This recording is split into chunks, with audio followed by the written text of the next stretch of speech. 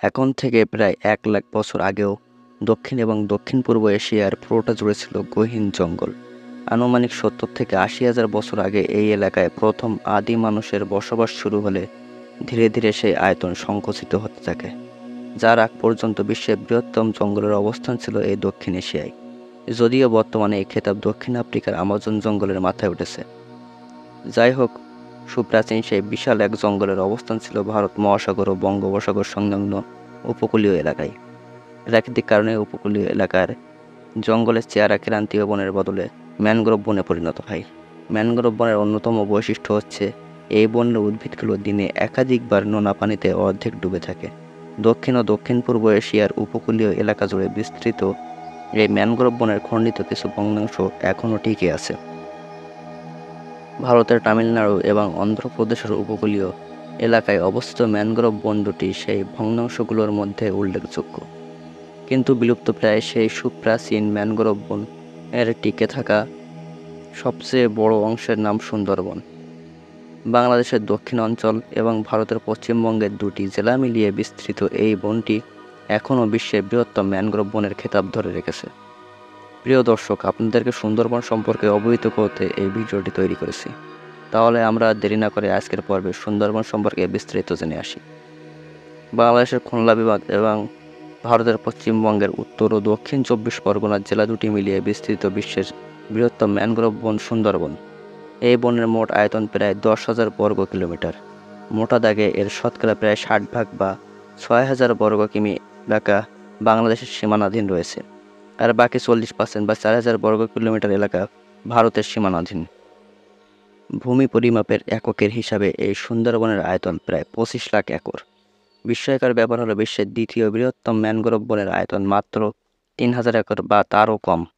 ভৌগোলিকভাবে এই সুন্দরবনের সীমানা দুটো নদী দিয়ে নির্দিষ্ট করা হয়েছে। পূর্ব দিকে ভারতের পশ্চিমবঙ্গের হুগলি নদী আর পশ্চিমে বাংলাদেশের বলেশ্বর নদ।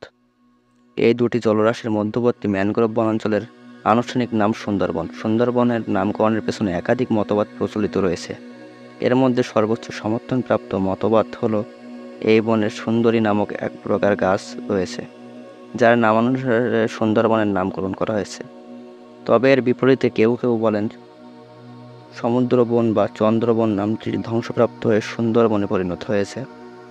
উত্তরের হিমালয় পর্বতমালা থেকে নেমে আসা গঙ্গা, ব্রহ্মপুত্র এবং মেঘনা এই 3টি জলরাশির মোহনা এই সুন্দরবন এলাকায় অবস্থিত। সুন্দরবন সংলগ্ন এলাকায় প্রায় 50,000 বছর আগে থেকে মানুষের বসতি থাকলেও ইতিহাসে প্রথমের উল্লেখ পাওয়া যায় 3য় শতকের মাঝামাঝি সময়ে। প্রায় 1800 বছর আগে এখানে চাষ সওদাগর নামক এক ব্যক্তি একটা জনপদ স্থাপন করেছিলেন। প্রত্নতাত্ত্বিকরা সুন্দরবনের বাগমারা এলাকায় চাষ সওদাগরের হাতে গোড়াপত্তন হওয়া একটি প্রাচীন শহরের ধ্বংসাবশেষ আবিষ্কার করেছেন। এরপর 1000 বছরের বেশি সময় ইতিহাসের পাতায় এই বনের নাম উল্লেখ করা হয়নি। অবশেষে 1300 শতকে সূচিত মোগল শাসনামলে আবার সুন্দরবনের কথা তুলে ধরা হয়েছে। বিশেষ করে মোগল রাজবংশের 3য় সম্রাট আকবরের শাসনামলে তার সেনাবাহিনীর হাতে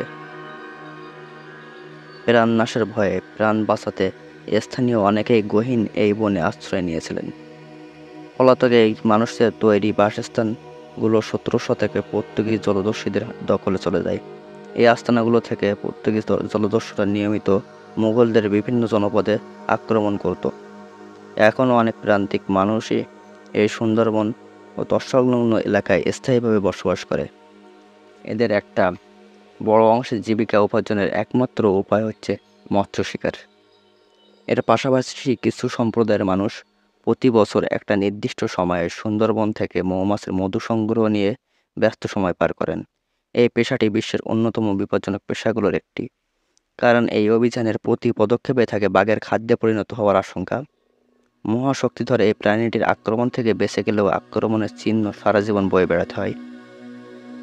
সুন্দরবন নামক বনাঞ্চলের উপর প্রথম সার্ভে চালানোর কৃতিত্ব ব্রিটিশ ইস্ট ইন্ডিয়া কোম্পানির দখলে রয়েছে।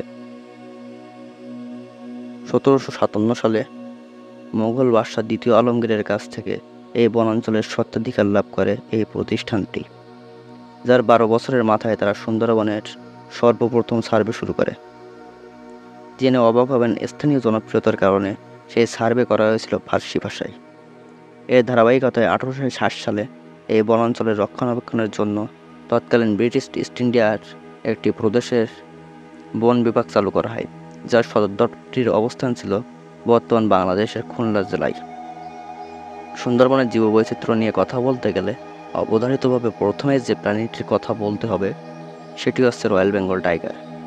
আক্ষরিক অর্থে এই রাজকীয় প্রাণীটি তার গায়ে হলুদ বর্ণের উপর কালো ডোরা কাটার জন্য বিশ্ববিখ্যাত। একটা পূর্ণবয়স্ক রয়্যাল বেঙ্গল টাইগারের মাথা থেকে লেজ পর্যন্ত গড় দৈর্ঘ্য প্রায় 10 ফুট।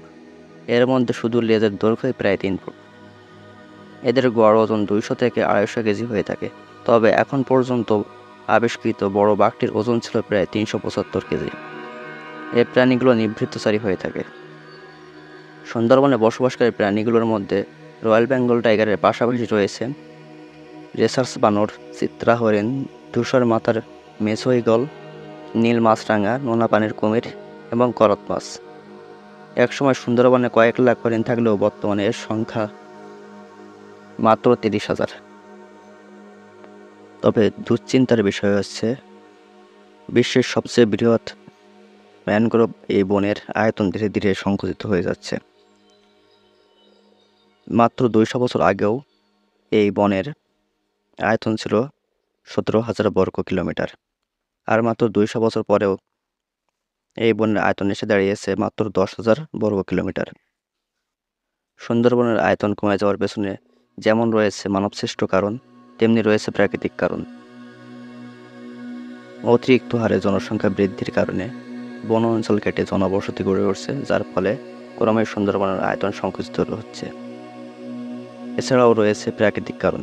বিভিন্ন প্রাকৃতিক দুর্যোগ যেমন ঘূর্ণিঝড়ের কারণে সুন্দরবনের ওপর ব্যাপক ক্ষয়ক্ষতি হচ্ছে। জাতিসংঘের মতে 2007 সালে সিডর নামক ঘূর্ণিঝড়ের আক্রমণে প্রায় সুন্দরবনের 40% ক্ষতিগ্রস্ত হয়েছিল। সেই ক্ষতি কাটিয়ে উঠতে না উঠতেই তার 2 বছরের মাথায় আবারও আঘাত হানে ঘূর্ণিঝড় আইলা, যার কারণেও সুন্দরবনের ব্যাপক ক্ষয়ক্ষতি হয়েছিল।